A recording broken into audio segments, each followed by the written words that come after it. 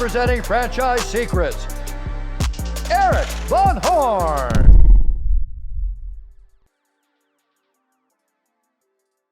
Hey listeners, if you're not in the Franchise Secrets Facebook group, what are you waiting for? It's franchisesecrets.com/Facebook. Now, this is a large community of franchisees, franchisors, buyers, sellers, anybody that's involved in franchising in any way. It's the community to go to. Ask your questions, get answers, help people out, and get help. It's franchisesecrets.com/Facebook. Welcome to the Franchise Secrets Podcast with your host, Eric Van Horn, with today's guest, John Ramsay with Noodles Company. With over 28 years of experience in restaurant franchise sales and development, John Ramsay joined Noodles Company in November of 2020 as the Vice President of Franchise Sales. Prior to Noodles, John most recently held positions in franchise and restaurant growth efforts for Bruxie International and Marco's Pizza Franchising. John's careers included the growth of over 900 restaurants across all 50 states and 12 different countries. Having graduated from Virginia Tech University with a degree in architecture, his vast skill set came throughout his early career in design, construction, real estate for brands such as TGI Fridays, Jack in the Box. As a resident in Southern California, John and his wife love traveling, spending time with their two kids in their free time.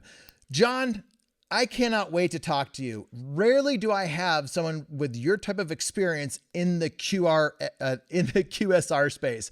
So why don't you give us, the audience, a little bit of background that I might have missed in the bio? Sure. Thanks, Eric. No, I think you got it good. As you mentioned, I started in architecture, and of course that was plan A. Moved to New York City, like a lot of people, thinking I'm going to be designing skyscrapers. But I had worked all through high school and college in restaurants and retail. And so sort of that was my plan B. And I got very fortunate that I got a job at Bloomingdale's and very quickly moved into store design. So it's sort of a perfect combination of retailing and design. And really since then, that's sort of been the trajectory of my career. I then got into restaurants, not that different from retail, I would say, from a design standpoint, certainly from an operational standpoint.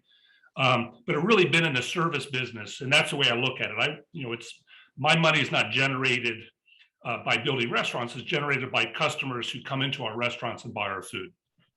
100%. Well, at some point you got into franchise development. Tell me, how did this architecture driven guy all of a sudden get into franchise sales? Now, people hate the word franchise sales if they're kind of in it.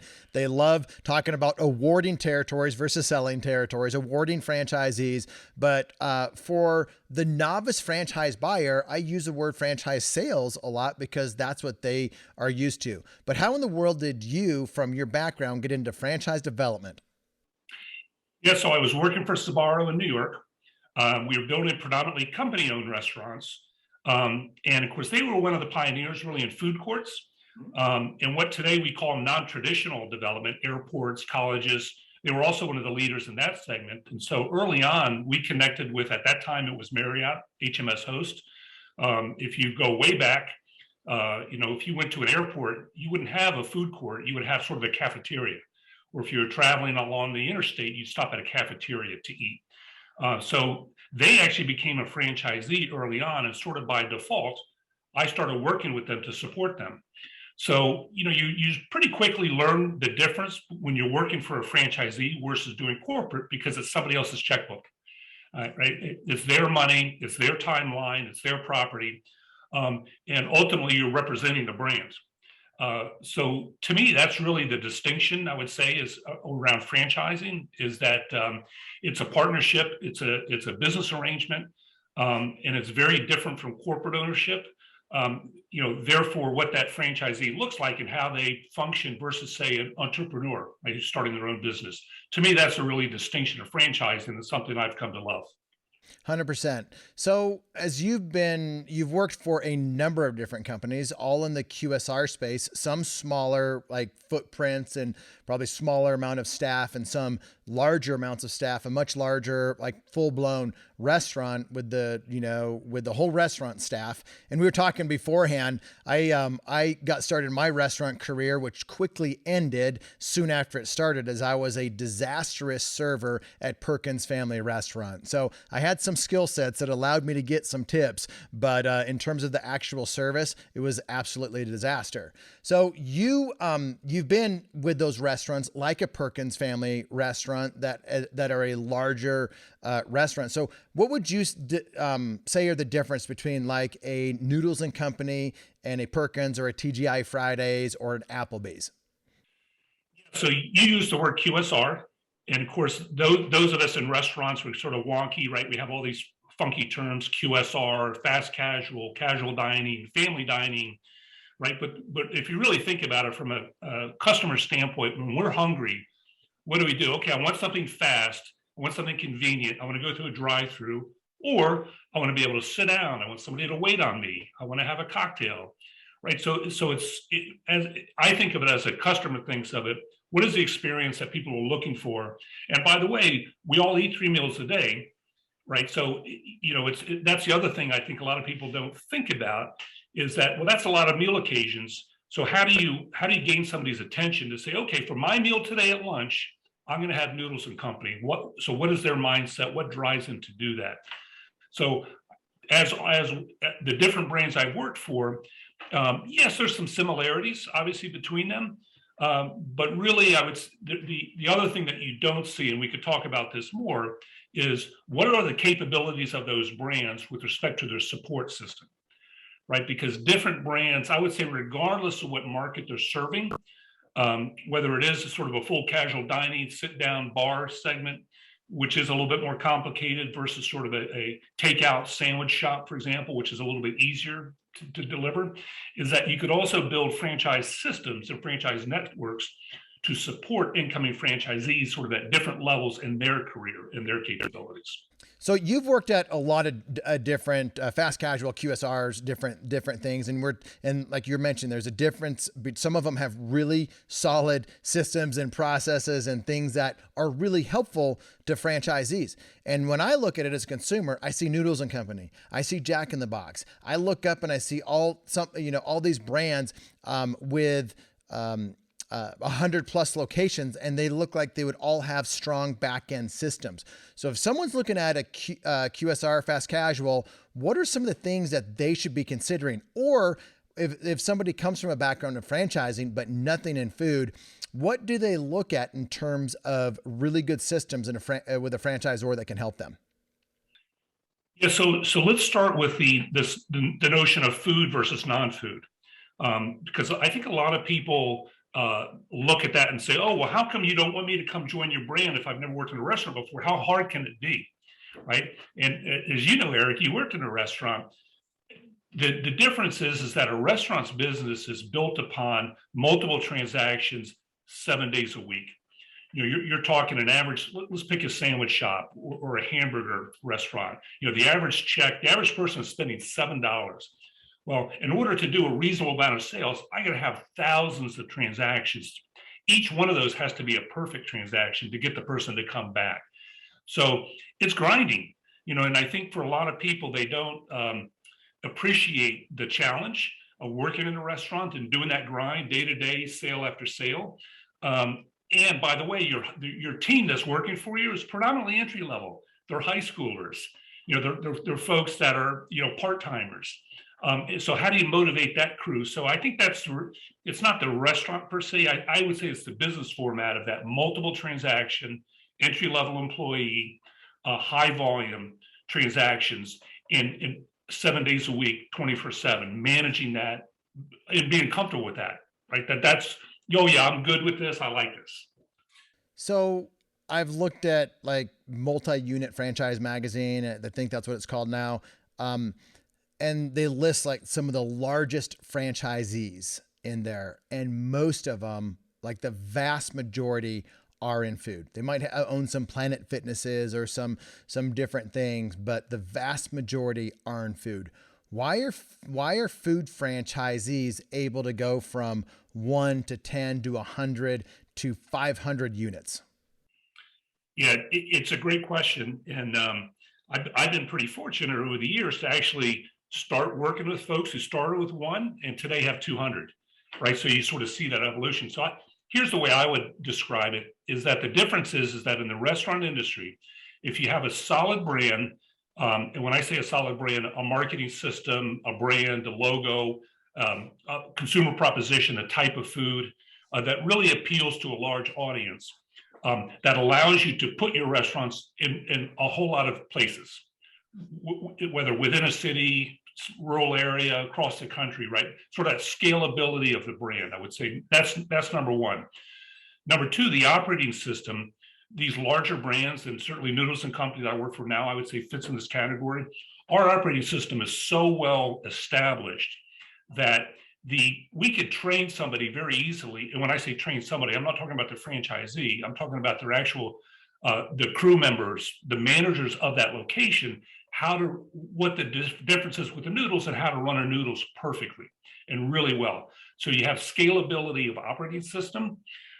So if and then the third component around here is the investment. And this is where you start to see some differences between the larger brands and the smaller brands. But you have to look at and say, well, how much money is it going to cost me to build one restaurant? And what's my return on investment for that one restaurant? Right. So you can pretty quickly figure out, okay, well, if I could get a pretty good return and I could start to build 2, 3, 4 of these per year, I could staff them. There's an operating system in place that allows me to replicate those systems in place. So I don't have to be there because how can I be there if I have 5 restaurants? I can't be at all 5. So I need to rely upon my team members and my managers to run them. So I think that's how the restaurant business has really been able to grow so quickly and grow and really where you see these larger franchisees being able to step in because it's scalable and it's replicatable and the investment pays off and right generates the money to pay for that new investment. If you want to go deeper as a franchisee, then check out the Franchise Tribe Mastermind. It's a tribe of franchisees across many different brands, sectors, and industries with many things in common besides just franchising. Things like being growth-minded and having a lifestyle focus, remembering why you got into business in the first place, learning from others' mistakes versus just making a bunch of your own mistakes, or helping people avoid the mistakes that you've made. A desire to shortcut the path to success. In other words, franchisees who want to be around like-minded, solution-oriented A players. Check out franchisesecrets.com/mastermind. So I wonder about that because a lot of what you mentioned, other franchisors claim to be able to do in different industries, but I don't see the numbers of large franchisees like what I see in food. So what else is there besides that? One of the last things you mentioned is they have to make money. Like they make money and they can continue on. So we're not talking about any specific brands here. We're just talking about food in general. And this is, again, I'm not the expert in this, but what I understand is when you open up a restaurant, you're not like slowly bringing in people with reoccurring revenue. You're having a very large grand opening. And sometimes that first week or first month in business is incredibly large, maybe even one of their larger months or weeks in business. So like, tell me where I'm wrong or thinking about this wrong. Tell me where I'm right and expand on it. Well, no, I think you've touched on it, right? And in fact, and maybe we'll talk more a little about this later, but with restaurants, most of us, as consumers, if we're traveling and when we're looking for something to eat, often our first choice is, well, let me pick something familiar because I know what I'm going to get, right? So I'm not really willing to try Bob's Burgers because I've never been there before, but the Jack in the Box or the Burger King, yeah, I get it. I'm comfortable. I know what I'm going to get. And I'm pretty confident that the food's going to be consistent. So to your point, as you open up these restaurants in new communities, you sort of have a built-in audience already. So from day one, you're going to get that traffic flow. Whereas if I think of another type of franchise, let's call it a service business. Where I do, let's say it's a car wash. When I open up in town, there is no national car wash brand or even a lot of these other service brands. I have a lot of choices, and so often the franchisee, they wind up spending the majority of their effort building a customer base. It might take them months, might take them years to build a customer base before they reach that level of profitability or reach a point where they say, you know what, I now have this one running smooth. I can now open number two. So I think that's the biggest difference, is that how the customer interacts with the brands. So this is where branding comes into play, and then just the size of the franchise, or to be able to see where does that brand recognizable in Sioux Falls, South Dakota, Rapid City, South Dakota, as it is in Orange County, California, or New York. Very different markets. But what size would you say a franchisor reaches that critical mass where that's a significant impact on a new store opening? Well, and so I guess my perspective might be a little bit different than others, that I don't think of size per se. I think about one, is this a regional brand, or or am I trying to sell a product that say might be unusual or emerging? I worked for a short time for a concept at LA that sold chicken and waffles. And on one hand, it's a very tastes great, but people have a perception of you're not going to eat chicken and waffles every day for lunch. And often a lot of people have a perception of what that's like.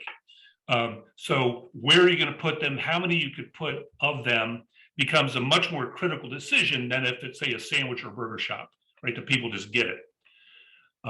So I think that's a big factor you have to take into account. I think the other one is, and I spent some time in the pizza business. Pizza business is a good example of there's so many pizza concepts already, right? So if I'm opening up a pizza shop and you pick the city, it doesn't matter where it is, I've already got a built-in competition base. And guess what? If you're like me, I've got a magnet on my refrigerator, well, my favorite pizza shop with the phone number, and they're on speed dial, right? So how do you convert that person from going to their favorite place to start coming to yours? So I think those are some of the factors that you start to have to consider when you talk about expansion. Well, you're teaching me some things and I appreciate it. I have one question that may be a little bit uncomfortable to answer, and then I want to get into Noodles and Company, like what kind of person is a buyer for that. But I had a question. As I look at in franchise in general, I can look at different brands and be like, they have incredible systems, processes. They're just a step above the rest in some of that. Is that the case in food? Do you know some in food that maybe it is Noodles and Company, maybe it's another? If you tell me Noodles and Company, you have to give me at least one other. So tell me a brand out there, or two brands if it's Noodles and Company in there, like a just incredible system. They just seem to be doing things better than the rest. And in my mind, Orange Theory, their franchisees crush it in fitness. The Orange Theory franchisees. Crumble Cookies, their franchisees are doing so well. And a lot of that is what you described earlier on people live in one market and they cannot wait for a Crumble to open up because they know the name. So what's a company that you just look at and you'd be like, these guys have it made? And if I had to guess, it might be Panera Bread because of some things that I've heard, but I might have been told some lies. So what say you? You went right to where I was going to go. I had an opportunity to meet with the Panera Bread folks 20 years ago when they used to be St. Louis Bread and they were just starting to expand. They did something, and I give them a lot of credit for this. And I've never worked for them before, by the way. But they spent the time and effort to really build their systems in place before they started to expand with franchising. I could name you other brands that I won't, that did the opposite, right? They said, well, let's sell some franchises first, and then we'll start building the systems to catch up with our growth. That's not a good story. One of the things that I heard about Panera too, they spent time looking at like the flow of traffic and the flow of everything to maximize just the average purchase amount or how customers purchase and whatnot? Did you ever hear anything or see anything about that? No, not specifically to that, but I remember going one time to their first location in Chicago.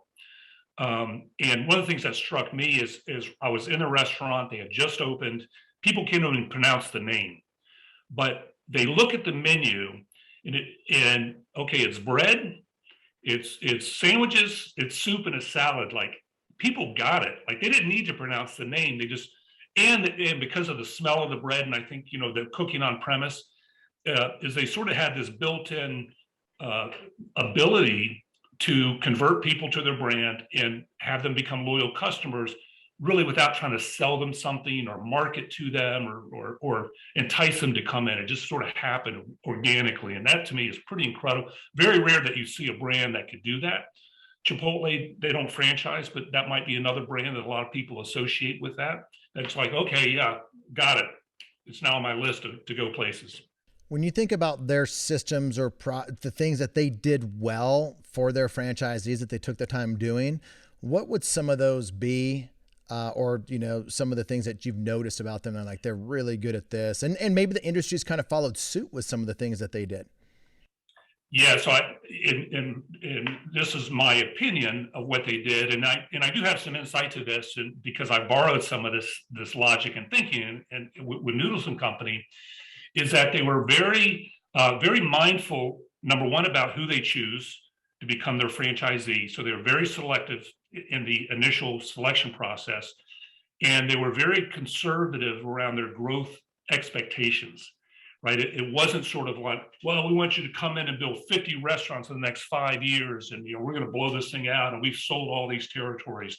They were very mindful, very structured, very disciplined, in allowing their franchisees to grow at the right pace. Yes, they wanted to reach, and by the way, they really overexceeded, I think, their expectation in terms of how long it took them to get to where they are.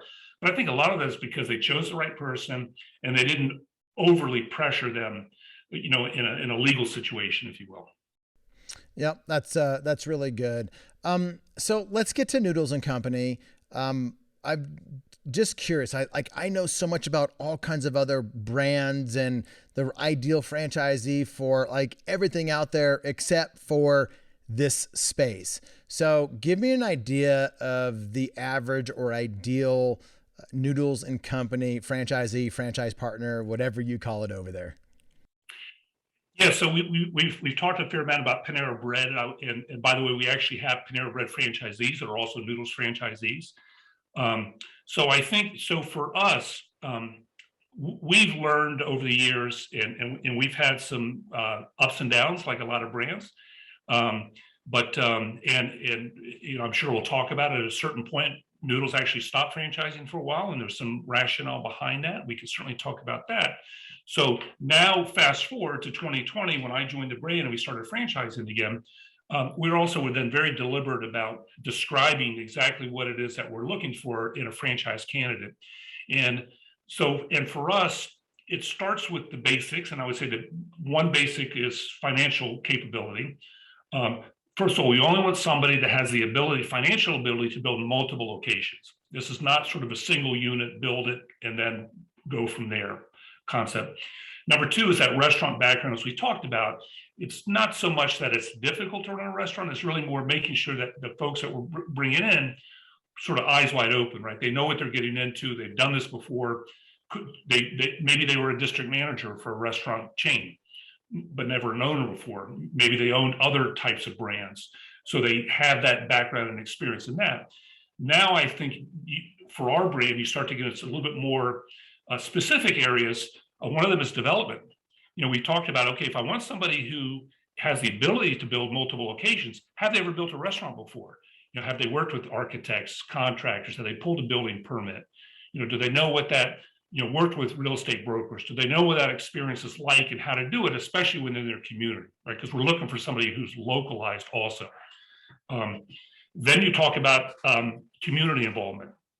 A lot of, I think, when you see really good franchisees, and I would say this is true across any brand and maybe even any segment, good franchisees are connected to the community. They're involved in the Chamber of Commerce. They know people in town. They support local charities. So to me, that speaks to who they are as a person, but also how they're going to show up as a boss, as an owner, as a neighbor, right, to their other brands. I think that's a really important piece. And lastly is character, and that's more of a softer skill, but we, within the Noodles Company, we feel very strongly about our core values, and I feel very strongly about creating a culture, and that culture that both supports our guests as well as our employees, because they're both very important part of the process, that they all feel welcome. So, finding people whose character is aligned with ours, right? This is not just a business transaction. And this is not an absentee ownership situation. This is where if you believe what we believe and are aligned with our culture and our values, then you're going to succeed within our brand, because you're then going to be replicating what we're already doing in over 450 locations. Are you semi-absentee? A lot of people are thinking, how can these restaurant owners are semi-absentee? If you look at each restaurant, so they own 10 or 20 different restaurants, they are acting semi-absentee if you look at it per restaurant. So how do you look at that? Do you look at an owner that comes in with a great management team? They might be managing that. I mean, they have that experience. They have that team. Can they buy, and can their team run it because their team's proven, while the owner kind of does, looks at it from afar or has trust in operating partners or whatnot? How do you look at that? Yeah, so I'll take what you just said and rephrase it a little bit. Rather than absentee owner, let's call it a team effort, right? Is that what we're talking about, scaling up, owning multiple restaurants, is you can't be in all places at one time. And it's pretty unlikely that you're going to be an expert in all areas, right? And we talked about development, we talked about real estate, human resources, hiring people, training people, finding real estate, right? You have all the, running a business, accounting. You have all these different sort of skill sets that are required to run this business. And so virtually every good franchisee I know surrounds themselves with the people that they need to supplement their own skills. Sometimes that franchisee is very operation intensive, right? They love to be in the restaurant every day. Well, if they're in the restaurant every day, guess what? They've hired somebody to go out and find real estate and build restaurants for them. They've hired an accountant to run the books for them. They've got somebody running their office. Or I have really good franchisees, people that I know, who their skill set is the building and development, right? So they bring in a really good operator that they trust, that they give equity in the business. They bring them in as a minority partner, so they have skin in the game. And they entrust them to do the right thing, to hire the right people, make sure that restaurants are staffed and are running properly. So I look at it as that team effort. And as I'm talking to prospective franchisees, that's really what I'm looking for and asking, okay, what is it that you're going to be doing? And then what is your game plan for what you're not going to be doing? If you want to go deeper as a franchisor, I offer private coaching. It's for entrepreneurs who are about to franchise their business, or emerging brands who are dealing with growth, or experienced franchisors who are looking for a fresh perspective. Check out franchisesecrets.com/coaching. Perfect. Let's get into Noodles and Company a little bit deeper. So you came on when they were either had ramped up or about ready to ramp up their franchise development effort. So what happened? I'm assuming there was a bunch of corporate stores, and then give us some insight into what happened and what you're doing now there. Sure. So let's go back a little bit. First of all, the brand's been around for 25 years, started in 1995, started in the Denver area, which is where we're still based today, and grew pretty steady growth over those first probably 10, 15 years of growth, started going into new markets, a very good consumer proposition. So sort of did good from day one. The restaurants did well. So in 2012, what do a lot of companies do when they get to certain scales? They decide to go public. Yep. Going public is sort of, good and bad things, right? The good things is we've raised a whole lot of cash. So now there's a whole lot of cash in the brand. Well, I mentioned that we're based in Denver. Well, think of another restaurant brand based in Denver, starts with a CHIP, that, by the way, got a lot of investment money from McDonald's, who do all company restaurants, right? So when you go public and you're getting ready to ramp up and build a brand, often what brands do is you bring in expertise, especially if it's local. So it would not surprise you to know that a lot of our senior leadership team came from Chipotle during that time we went public in 2012. And therefore, their mindset was not necessarily on franchising, but was on company development. So 2012, you go public, you raise a lot of cash, you basically stop franchising because now I have a whole bank account full of cash that I could build more company restaurants. So we're going to go out now, by the way, because we're public, we're now accountable to shareholders and we're accountable to Wall Street. So it's no longer about sort of this sustainable growth or smart growth. It's about growth. Quickly, you got to hit, quarterly numbers, right? You got to hit it and everything. So the brand from 2012 to about 2015 went into a lot of new markets, just started building restaurants. In many cases, there was real estate issues, but I would say the bigger issue that the brand ran into with respect to why things sort of hit the wall is that when you're growing that quickly, what's your number one component you need for a good restaurant is people. And they were unable to, and by the way, the reverse of that is that because the brand was so well accepted by the guests, what's the old axiom, build it and they will come. In the restaurant business, you sort of alluded to this before, right? Oh, you have these big grand openings and everybody comes, and we've all been to a grand opening. And what's our experience? Oh, I'm not going back there. It took me 45 minutes to get my food, right? So we would have these huge grand openings. They would not be fully staffed. The customer would say, well, yes, no, I'm not coming back there. By the time I got my food, it was cold, or it took me 45 minutes to get it. I'm not waiting in that line, right? And then all of a sudden you say, let's go back down again. So that was the experience that they had in sort of that growth period. So fast forward now to 2017, change in ownership, still publicly held, but some of the investors changed, the board changed, the CEO changed, and therefore the leadership team started to change and realize, okay, we need to get our house in order. So they sort of pulled back on growth, pulled back on development, still we're not franchising, and really focused on the menu, simplifying operations, sort of getting the investment in line. If restaurants open that were not successful, let's close those and just sort of lick our wounds and pull back to get in a position to start growing again. And one of the things they did, which was very smart and really ahead of the curve of the industry, was digital and technology. They were an innovator in native apps. They were an innovator on online ordering. They were an innovator in delivery. So when the pandemic hit, Noodles was already over 50% off-premise and already over 50% digital ordering. So we were very well positioned. The brand was very well positioned to start growing. So very quickly, the brand started to see an increase in sales, an increase in customer traffic. And it was really at that, and they realized that operationally things were smooth and sort of they were ready to start growing before the pandemic hit. Slowed down a little bit, obviously, when everybody was shut down at first, right? Nobody knew what to do. But I started talking to the brand right after that. And they said, okay, well, now we're in a position, we were ready to start growing before the pandemic. We've gone through the little hiccup of the first couple of months when we're all shut down. Now that things are opening back up again last fall, that's when they started looking to fill my role. And that's when I was able to really step in.